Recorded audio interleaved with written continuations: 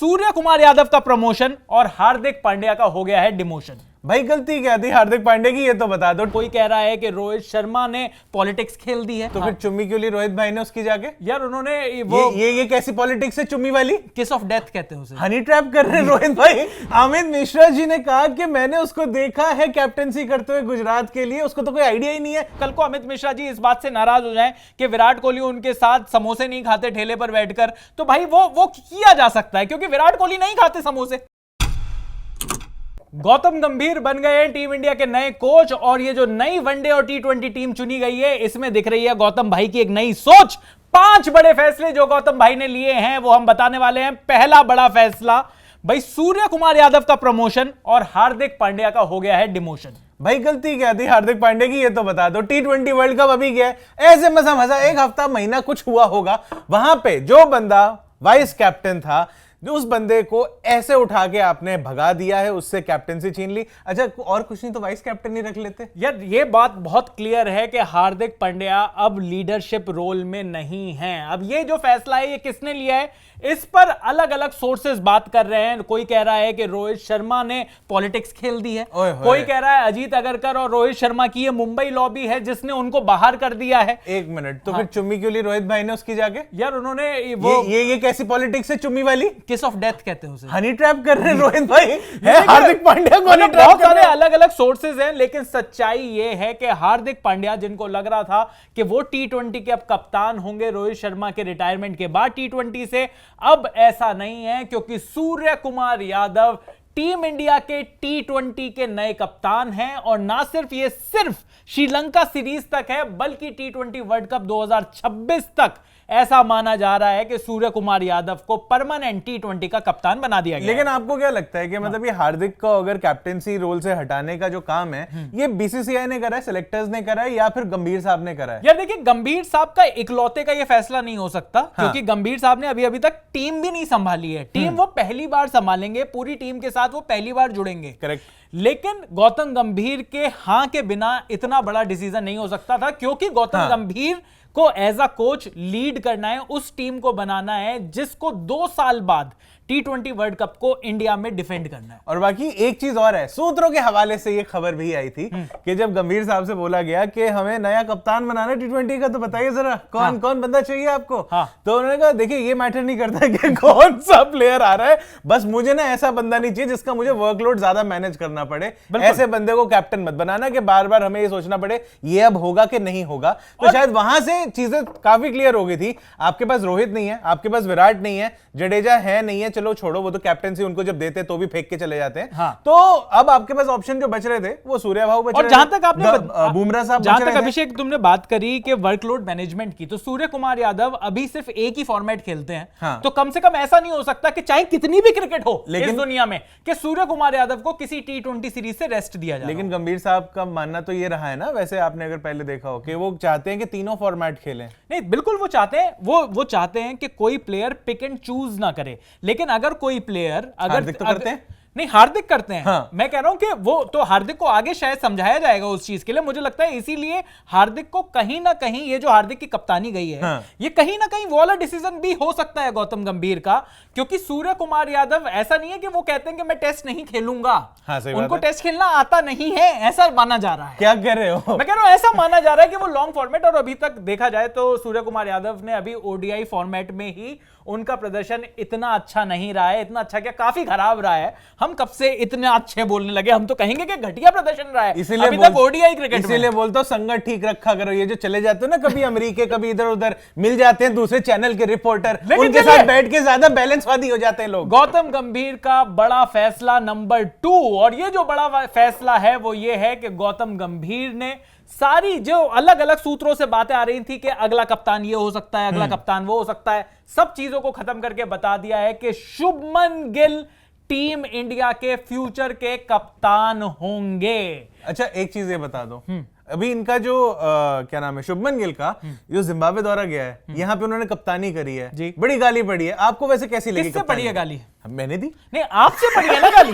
गौतम भाई ने गाली दी है क्या? गौतम भाई तो नहीं, fact of the matter, Gautam भाई देंगे अपना अकेले में। Fact of the matter is के टीम इंडिया ने जिम्बाब्वे की टीम को 4-1 से T20 सीरीज में हराया यार लेकिन कप्तानी की उनकी यार क्रिटिसिज्म तो हुई है, चाहे वो उनकी बॉलिंग रोटेशन हो, चाहे उनकी फील्ड प्लेसमेंट हो, शुभमन गिल को कौन सा आज कप्तान बनाया है, चाहे प्लेइंग 11 हो, वो भी जोड़ दो। अच्छा मैं तो हु एम आई, मैं कह रहा हूं शुभमन गिल को फ्यूचर का कप्तान बताया गया है, और फ्यूचर के कप्तान के लिए यहां पर जो गौतम गंभीर जो अपनी टीम बनाएंगे आगे के लिए, ऐसा नहीं है कि चैंपियंस ट्रॉफी के लिए उनको कप्तान बना दिया गया जो कि 6 महीने बाद है। उनको फ्यूचर का कप्तान वो रोहित शर्मा के वो डेप्यूटी हैं, और ये कहीं ना कहीं एक चीज बहुत सही है मेरे हिसाब से कि आपने पहले से ही एक खिलाड़ी को बता रखा है कि भाई हम आपको प्रिपेयर कर रहे हैं। ठीक है। ऐसा नहीं कि एक सीरीज में हम ऋषभ पंत को प्रिपेयर कर रहे हैं, एक सीरीज में हम केएल राहुल को प्रिपेयर कर रहे हैं, एक सीरीज में हम जसप्रीत बुमराह को प्रिपेयर कर रहे हैं। ये राहुल द्रविड़ वाला हिसाब नहीं है। पर ये तो चल रहा था, मतलब ये राहुल द्रविड़ वही मैं कह रहा हूं कि ये चल रहा था। अलग अलग कैप्टन सारे बनाए गए, सब ट्राई करे गए। अच्छा मेरी छोड़ो, हु एम आई है ना, लेकिन there is a certain person called Amit Mishra. अरे तो अमित मिश्रा जी ने कहा कि मैंने उसको देखा है कैप्टेंसी करते हुए गुजरात के लिए, उसको तो कोई आइडिया ही नहीं है कैसे होती है। यार मिश्रा जी देखिए, what would you like to say now? देखिए मैं कह रहा हूं मिश्रा जी कुछ भी कह सकते हैं, किसी भी पॉडकास्ट पे जाकर कुछ भी बोल सकते हैं मिश्रा जी, और इसीलिए अमित मिश्रा जी को इतना डिस्कस किया जा रहा है। अब कल को अमित मिश्रा जी इस बात से नाराज हो जाएं कि विराट कोहली उनके साथ समोसे नहीं खाते ठेले पर बैठकर, तो भाई वो किया जा सकता है, क्योंकि विराट कोहली नहीं खाते समोसे। सही बात। और मिश्रा जी खाते हैं दाब के समोसे। आपको कैसे पता दाब के खा रहे हैं? मैं दाब के खा रहे होंगे, करारे तो अच्छे लग सकते हैं। ये भी बात है। लेकिन चलिए शुभमन गिल के बारे में हम बात कर रहे हैं, तो शुभमन गिल फ्यूचर के कप्तान हैं टीम इंडिया के। ऐसा गौतम गंभीर के जो पहला असाइनमेंट है उसमें साफ साफ देखा जा रहा है। ना सिर्फ शुभमन गिल को ओडीआई टीम का वाइस कैप्टन बना दिया गया है, रोहित शर्मा का डेप्यूटी बना दिया गया है, बल्कि T20 क्रिकेट में भी वो डेप्यूटी हैं। बस उनको ओपनिंग नहीं करनी चाहिए मेरे हिसाब से, T20s में तो कम से कम। यार उनकी वो T20 में ओपनिंग ही करेंगे। आपको देखिए, मुझे आप कितना भी सोच लीजिए, आपको हमेशा टीम इंडिया की बेहतरी के लिए सोच रहे हैं। पर यार आप टीम इंडिया की बेहतरी, आपको क्या लगता है कि 11 के 11 खिलाड़ी टीम में ऐसे चाहिए आपको जो पहली बॉल से ही मार सकें? फिर तो वही हाल होगा जो जिम्बाब्वे के खिलाफ पहले मैच में हुआ था। वहां पर भी तो हर खिलाड़ी पहली बॉल से ही मारने की सोच रहा था। नहीं उनके वो पैर भी पड़े नहीं थे ढंग से, उनको वेकअप कॉल मिला है, नींद से उठे, अगले दिन अगले बंदे ने 47 बॉल पे सेंचुरी मार के आउट हो गया, और उसके बाद होता ही है छोटा उसका, उसके बाद तो क्या हुआ? मैं रनों में काउंट थोड़ी हो रहा है, वो रनों में काउंट नहीं हो रहा। ऐसे तो 200 बनाए थे शुभमन गिल ने, 3 बार कैच छूटा था, ये क्या बात हुई? अच्छी किस्मत तो मिली। वीरेंद्र सहवाग के 3 बार कैच छूटे थे, उनके 200 बने थे 19। बिल्कुल मैं कह रहा हूं अच्छी किस्मत का साथ मिला था, लेकिन अभी किस्मत वहां पर दिखाई नहीं दे रही है। आप कह रहे हो कि शुभमन गिल मतलब उनके फायदे में, मेरे ख्याल से ये फायदे कहां खिलाएंगे? नंबर 3 पर, नंबर 3 पर खेलने वो कोई टेंशन नहीं है। एक एंकर आपको चाहिए, विराट कोहली अब होंगे नहीं। बिल्कुल, लेकिन विराट कोहली तो अभी भी नंबर 3 नहीं खेल रहे थे। नहीं विराट कोहली तो अभी भी ओपनिंग ही कर रहे थे। अरे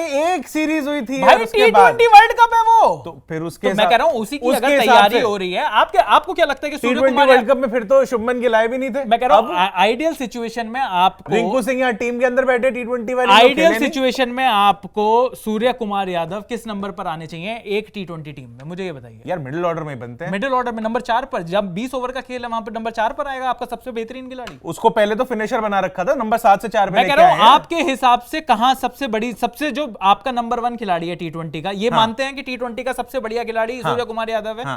सूर्य कुमार यादव को कौन से नंबर पर खेलना चाहिए तुम्हारे हिसाब से, ये पूछ रहा हूं। मिडिल ऑर्डर में आना चाहिए। मिडिल ऑर्डर क्या होता है? नंबर 3 होता है, नंबर 4 होता है? 3 से 5 के बीच में। नहीं, 3 पर होना चाहिए। अगर 3 पर शुभमन गिल को विराजमान कर दिया आपने तो वो नहीं, शुभमन गिल को तो नंबर 4 पर नहीं भेज दोगे ना? शुभमन गिल को नंबर 4 पे, भाई वहां तो ऋतुराज को होना चाहिए था, बट है ही नहीं। खैर वो यार मतलब खैर सच्चाई है कि शुभमन गिल आपके अगले कप्तान हैं।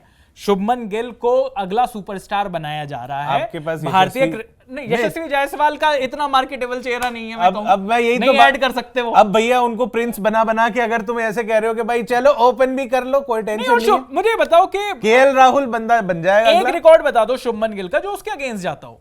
भाई अगेंस्ट तो अभी आप पूरी सीरीज देख लो भाई, अप्रोच क्या रही है।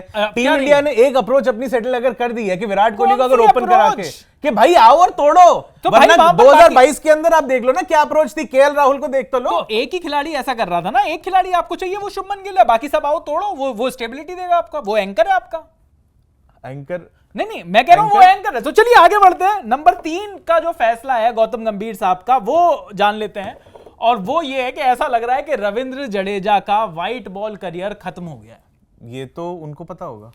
पता तो उनको होगा, लेकिन ऐसा लग रहा है। बात तो यही है एक्चुअली कि इतनी सारी जब बात कर रहे थे, पहले बात चल रही थी कि यहाँ पे रोहित शर्मा है और विराट कोहली है, इनको रेस्ट मिलेगा, बुमराह को रेस्ट मिलेगा।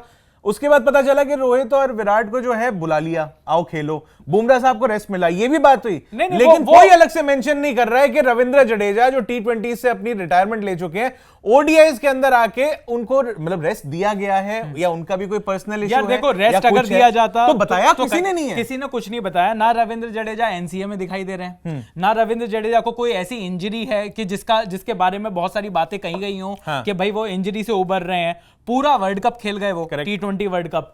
उसके बाद कहीं ना कहीं ऐसा लग रहा है कि रविंद्र जडेजा का जो अब कंपटीशन है वनडे क्रिकेट में भी, T20 वो खेलेंगे नहीं, वनडे क्रिकेट में भी अक्षर पटेल वहां पर हैं, रविंद्र जडेजा नहीं है। क्या टीम इंडिया जो आगे की टीम बनाएगी, क्या चैंपियंस ट्रॉफी की जो टीम देख रही है वहां पर रविंद्र जडेजा और अक्षर पटेल एक साथ खेल सकते हैं? क्योंकि जब दो बड़े टूर्नामेंट की बात कर लेते हैं, 50 ओवर का वर्ल्ड कप जो इंडिया में हुआ, T20 वर्ल्ड कप जो अमेरिका और वेस्ट इंडीज में हुआ, अक्षर पटेल और रविंद्र जडेजा दोनों एक साथ एक टीम में थे। वैसे कोई बड़ी बात नहीं होगी अगर चैंपियंस ट्रॉफी के अंदर भी ये लोग फिर वापस से ये इनका कॉम्बिनेशन खिलाना शुरू कर दें। एक ना एक ऐसे प्लेयर की वापसी जरूर होती है हर बड़े टूर्नामेंट में। और आप अश्विन को भी देख लो, अश्विन की भी वापसी हुई थी 2022 में, खिलाया नहीं खिलाया वो बात की बात है। और मुझे लगता है कि अभी वॉशिंगटन सुंदर पर बहुत जोर दिया जा रहा है उनको बड़ा प्लेयर बनाने के लिए। और वॉशिंगटन सुंदर की भी जो फिटनेस है वो हार्दिक पांड्या से 19-20 ही रहती है। ये बात भी सही है, बल्कि 19 ही ज्यादा रहती है, फ्रेजाइल कैटेगरी भाई। तो मतलब अभी पता नहीं कि आगे क्या होगा, लेकिन अभी के लिए ऐसा लग रहा है कि रविंद्र जडेजा का व्हाइट बॉल करियर लगभग खत्म हो चुका है, उनको मौका नहीं दिया जा रहा है। क्योंकि जो पॉइंट नंबर 4 है, जो गौतम गंभीर के जो एज अ कोच जो बड़ा फैसला है, वो है वर्कलोड मैनेजमेंट का भी। और इस वर्कलोड मैनेजमेंट की अगर बात करूं तो अभिषेक, वर्कलोड मैनेजमेंट में गौतम गंभीर ने बहुत साफ कह दिया है कि भाई चैंपियंस ट्रॉफी ओडीआई टूर्नामेंट से पहले आपके पास सिर्फ 2 ओडीआई सीरीज हैं। करेक्ट। इन 2 ओडीआई सीरीज में जो खेलना चाहता है उनको हर ओडीआई मैच खेलना होगा। इसीलिए रोहित शर्मा जो कि छुट्टियों पर थे उनको भी वापस आना पड़ा, विराट कोहली जो कि छुट्टियों पर थे उनको भी वापस आना पड़ा। करेक्ट। अब ऐसे में रविंद्र जडेजा को वो डिस्काउंट दिया गया हो ऐसा तो नहीं सोचा जा सकता यार। अब किसी का बिल्कुल ही हूबहू फर्स्ट कॉपी बोलो या फिर एकदम जो मर्जी कॉपी बोलो, ट्रू कॉपी बोल लो, जिसे अवेलेबल है। बिल्कुल एक ऐसा बंदा जो आपकी बैटिंग करने के लिए इतना तगड़ा फ्लोटर है, जो बंदा। मैं 1 मिनट रोकना चाहूंगा, अक्षर पटेल कह रहा हूं मैं रोकना चाहूंगा। हूबहू कॉपी नहीं है। अच्छा। इस टाइम पर बेटर कॉपी है आपसे। अच्छा, भाई अगर आप बैटिंग की बात करो तो ज्यादा अच्छी बैटिंग कर रहे हैं, बॉलिंग की बात करो तो ज्यादा अच्छी बॉलिंग कर रहे हैं। करेक्ट बात है। अक्षर पटेल रविंद्र जडेजा से ज्यादा हर महीने में अच्छी परफॉर्मेंस दे रहे हैं। बोलना यही चाह रहा था कि भाई ये बंदा जो फ्लोटर है, जो किसी भी जगह आके बैटिंग कर सकता है, टीम इंडिया को संभाल सकता है, किसी भी मतलब मुश्किल सिचुएशन से बाहर निकाल सकता है, उसके बाद बॉलिंग में विकेट्स भी लाके दे रहा है, छक्के मारने की एबिलिटी। हमने बहुत टाइम से रविंद्र जडेजा को खुल के छक्के मारते हुए नहीं देखा। अब हो सकता है रिफ्लेक्सेस कमजोर हो रहे हो या जो भी है, बैटिंग एबिलिटी इंप्रूव तो बहुत मुश्किल से ही होती है एक सर्टेन एज के बाद।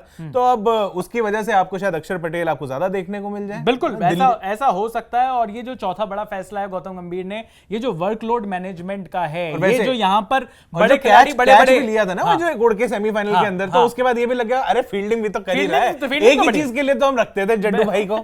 बिल्कुल, और फील्डिंग भी बढ़िया अक्षर पटेल की। तो कहीं ना कहीं वो जो वर्कलोड मैनेजमेंट है वो उस पर गौतम गंभीर भाई ने बहुत मतलब एक स्ट्रिक्ट डिसीजन लिया है कि भैया अगर वर्ल्ड कप है, अगर चैंपियंस ट्रॉफी है 50 ओवर मैचेस की, तो यहां पर जितने भी बड़े खिलाड़ी हैं सबको अवेलेबल होना पड़ेगा। और गौतम गंभीर का 5वां बड़ा फैसला, 5 फैसलों की बात करी थी, 5वां बड़ा फैसला यह है कि गौतम गंभीर कोलकाता नाइट राइडर्स के प्लेयर्स को लाने में बिल्कुल भी संकोच नहीं कर रहे हैं। Bro needs to hesitate। अरे भैया नहीं, लेकिन देखिए श्रेयस अय्यर की वापसी तो कहीं ना कहीं ऑन द कार्ड्स थी। श्रेयस अय्यर आपके 50 ओवर क्रिकेट के हिसाब से एक बढ़िया प्लेयर हैं। पिछला जो वर्ल्ड कप था उसमें भी 2 सेंचुरीज लगाई थी। लेकिन उनके ना ऐसी जगह कहीं दर्द हो रही थी जो कि एनसीए भी पकड़ नहीं पा रहा था। वो ठीक है, वो दर्द ठीक हुई है कि नहीं हुई है, मेरा सबसे बड़ा कंसर्न वही है। देखो गंभीर भाई ने कोचिंग करी थी अभी, ठीक है ना, कोलकाता नाइट राइडर्स की, वहां पर किसी दर्द में नहीं दिखाई दिए वो। वहां पर श्रेयस अय्यर किसी दर्द में नहीं दिखाई दिए। तो मेरे ख्याल से गौतम भाई से हमें उम्मीद है कि वो वाली दवाई है जिनको देखकर बड़ी बड़ी बीमारियां अपने आप ठीक हो जाएंगी। ये बात भी ठीक है। तो वही यहाँ पर एक ये बड़ी बात है। लेकिन दूसरा जो नाम है हर्षित राणा का, भाई अब कई लोग कह रहे हैं कि हर्षित राणा को लाना चाहिए। ये कोलकाता लॉबी बोलेंगे या दिल्ली लॉबी बोलेंगे, ये बताओ यार। ये बढ़िया सवाल है, ये बढ़िया सवाल है। लेकिन मेरा इसके पीछे एक और बेनिफिट ऑफ डाउट दे सकता हूं। हाँ। अभी तक जितने भी फास्ट बॉलर्स ट्रैक किए गए उसमें किसी में भी कैपेबिलिटी थोड़ा से अभी लप्पे घुमाने की नहीं थी। हाँ, ये बात तो सही है। तो हर्षित राणा को लेकर आना, क्या ये इस तरफ भी एक संकेत है कि हम जो फास्ट बॉलर्स भी देख रहे हैं उसमें थोड़ी सी बैटिंग एबिलिटी भी देख रहे हैं? यार ये बात सही है। और दूसरा ये भी है कि एक अग्रेशन वाली बात है, पोटेंशियल बॉलिंग जिस तरीके से कर रहा है, जाके बांग्लादेशियों की ऐसी की तैसी कर रहा है, तो गौतम भाई को दिखा होगा कि इस लड़के में मैं अपने आप को देखता हूं कि ये आज बांग्लादेशियों के साथ कर रहा, कल पाकिस्तानियों के साथ कितना अच्छा करेगा।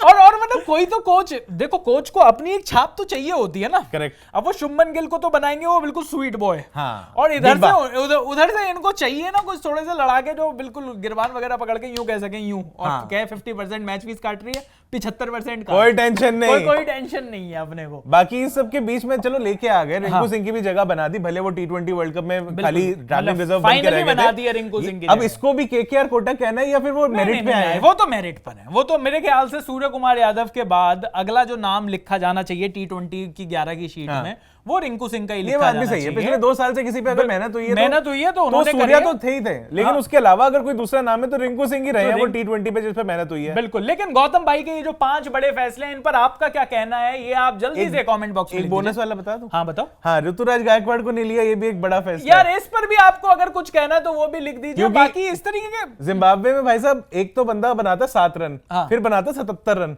इतना सारा थाला कैसे गंभीर साहब मैनेज कर लेंगे यार? नहीं, मुझे लगता है कि उस पर एक और वीडियो बननी चाहिए कि जो गंभीर साहब ने ये जो फैसले लिए हैं, हाँ। उनमें किन किन खिलाड़ियों का नुकसान हो गया। क्योंकि आप तो बात कर रहे हो ऋतुराज गायकवाड़ की, हाँ। यशस्वी जायसवाल कह रहा होगा भाई मैं टेस्ट का भी ओपनर हूं, मैं T20 का भी ओपनर हूं, तो ये वनडे क्रिकेट में मैं ओपनिंग क्यों नहीं कर सकता, ये समझ में नहीं आया। देखो और वैसे एक और बात है, हाँ। चैंपियंस ट्रॉफी के लिए अगर आप टीम बना रहे हो तो भाई आपका रिजर्व ओपनर कौन सा है, अगर आप यशस्वी जायसवाल को नहीं ले रहे तो? ये बात भी ठीक है। तो बहुत सारे सवाल हैं, आपका क्या कहना है ये आप कमेंट बॉक्स में लिख सकते हो। बाकी क्रिकेट पर जबरदस्त वीडियोस देखने के लिए आप स्विच को सब्सक्राइब कर लीजिए।